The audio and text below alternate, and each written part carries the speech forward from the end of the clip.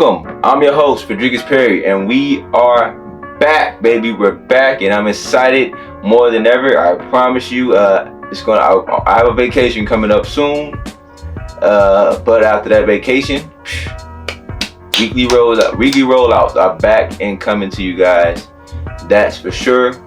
I appreciate you guys' support for sticking with me throughout this hard couple of months. It's been pretty slow in terms of content, and I don't like that. Again, I want to release content every week. That's my goal. It's been so hectic in terms of things in life and everything. So again, appreciate you guys. But let's get into this episode. Today we're going to talk about the UFL Championship and how that went down, as well as these great WNBA rookies and how they're standing out, and who is doing the most performing good. And I mentioned, we go into detail about a couple of those players. And last but not least, yes, we're bringing Marvel content and anime back into the show. We got Deadpool and Wolverine. I'm going to give you my theories on how I believe that movie connects to the broader MCU in the future. And without further ado, baby, oh, it feels so good to say this again. Man, the news is packed. I got the lighter. Man, let's get high.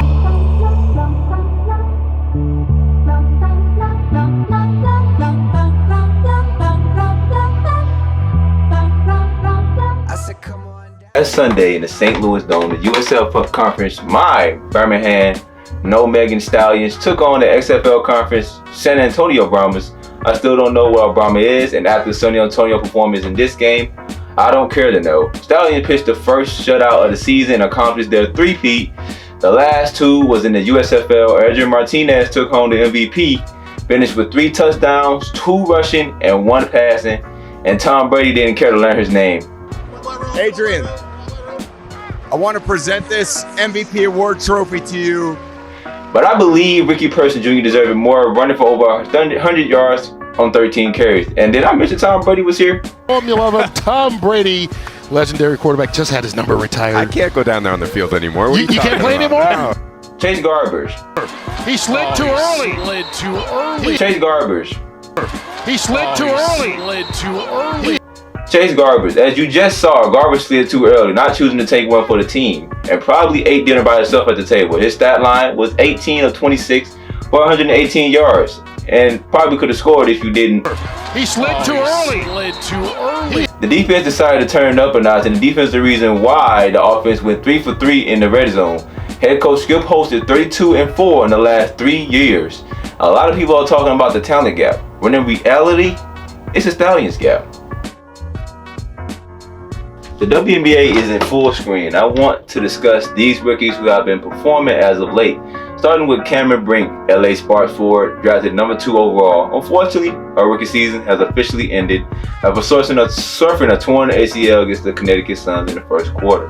She was averaging 7.5 points per game, 5.3 rebounds per game, going along with 2.3 blocks per game, and is currently third in that league in that category. Brink was the favorite to win Rookie of the Year before the injury. She was on pace to be the first to average 7 points, 5 boards, and 2 blocks since Brittany Garner in 2013. Her last full game performance, she put up 16, 7, and 2 steals in a loss versus the Atlanta Dream. She posted an IG statement about her injury, and she plans to come back even stronger next season. But for this season, the Sparks will definitely miss her defense, and hopefully she learns to stay out of foul trouble as she recovers. Staying in LA, the Sparks' number 4 overall pick, Rickea Jackson, will have more on her plate with Brink out. She has scored in double figures 4 of the past 5 games. Right now, her averages are 10.3 points, 3.6 rebounds, shooting 47% from the field, 32% from 3.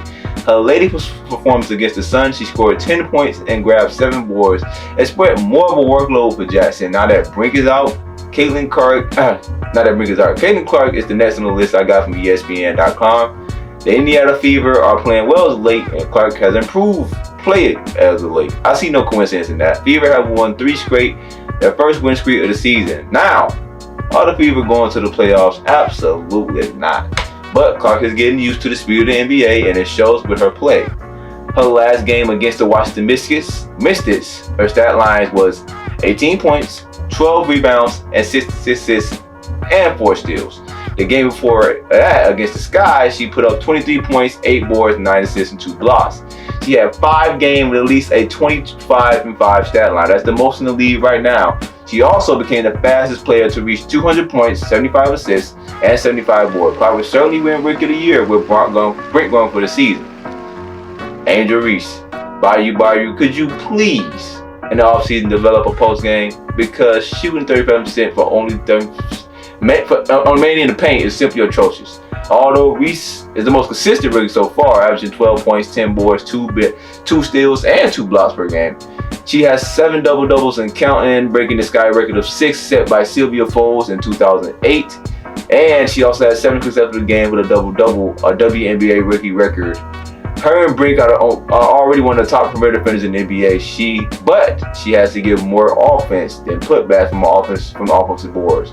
Staying in Chicago, sharing the shot time with her teammate Carmela Cardoso since debuting June 1st. The number 3 overall pick has averaged 8.4 points, 6.3 boards, and shooting 49% from the field. Her last performance against the Fever, she tallied 10 points, 10 boards. Cardoso is very quick with her pass in the paint area. Her ability to just read the defenses, make the right decisions, and is going to be huge for the Sky going forward. Her and Reese became the first rookie teammates with double-doubles since Minnesota Lynx Candace Wiggins and Shard Houston in 2008. And finally, the last rookie who's been killing it so far this season is Washington Mystics 5th overall draft pick of the draft, Aaliyah Edwards. The Mystics are not winless no more thanks to Edwards, who averaged 10 points, 7.5 boards, and 2 victories. Her best game of the season was against Chicago, where she tallied 16 points on 6 of 7 shooting and 3 blocks. I believe this class can be compared to the 1984 draft of the NBA, when these ladies' careers are all said and done. But for right now, I'm excited to see the direction women's sports is taking as a whole, and I want to be a channel that supports this movement.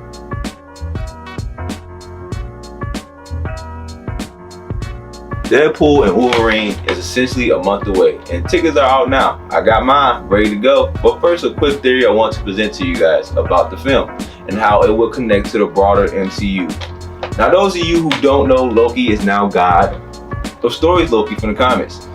But in the MCU, let's just name him the Guardian of the Multiverse. Loki now has the ability to overwatch all universes, X-Men, Raimi's Spider-Man, hell, even Sony's Spider-Verse. Now, considering how I believe this movie will turn out, the TVA being the bad guys all along, but it's not actually what it seems. I think this is a section of the TVA that no one knows about, possibly a backup plan set about by Kane or somewhere else. Ultimately, Deadpool and Wolverine will somehow come out on top. Now, let's get into my theory. At some point in the first trailer was a frame of Deadpool and Wolverine jumping through a portal. This caused me to believe a sorcerer will show up to the film, whether it's Doctor Strange or Wand. Incursions are happening in the world in MCU. That's why Clea came to Doctor Strange at the end of in the Multiverse of Madness.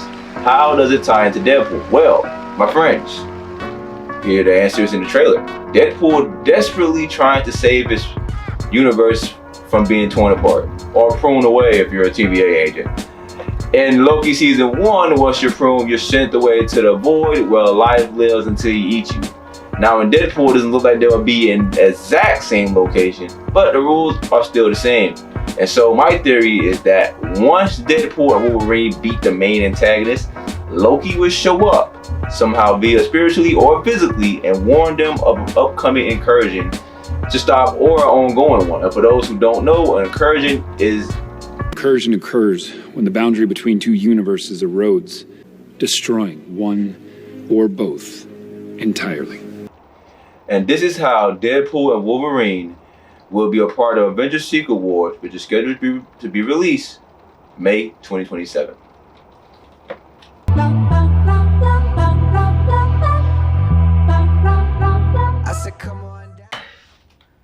What's up, Chiefs? It's your boy Fredo here. The NFL season is around the corner, and you know I'm gonna have some of that good, tight, Zaw news packed for you.